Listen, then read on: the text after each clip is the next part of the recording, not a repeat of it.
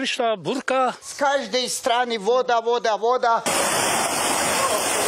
Miestni hovoria, že to bola nie dlhá, ale za to intenzívna búrka a krátko na to sa z okolitých kopcov, lesov a polí zliala voda do dediny. Toto auto som ani nestihol nejak vyťahnuť vonku.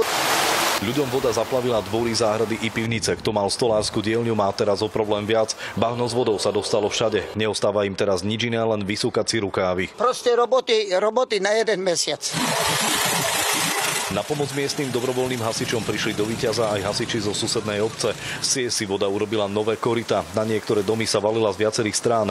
Niektorí vzali deti a pred vodou doslova utiekli. Ako sa valila tá vlna, vlastne zhodila plod a všetko išlo na náš dom. Hej? Takže proste holé, bose, zbalila do auta a utekali sme kade ľahšie. Len sme čakali, kedy pán Božko dá, že voda nám klesne. Toto všetko tak bola voda. Problémy po búrke mali aj v Širokom. Voda tiekla takým prúdom, že so sebou do dediny priplavila aj tento mohutný peň, ktorý zatarasil priepust po podmostík. Toto odkiaľ privlieklo?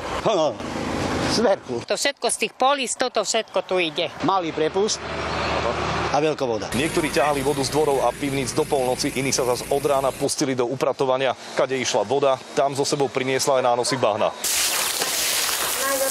Ľudia sú nahnevaní. Takéto problémy mali po búrke pred 20 rokmi. Situácia sa podľa nich zopakovala aj preto, že miestny potok sa podľa nich roky nečistil. Najväčšia chyba je to, že o ten jarek tu nikto nestojí. Povodia vás posielajú za starostom, starosta vás posiela za povodím. Nie je to celkom pravda, že roky nebol. Ono to robia čiastkovo.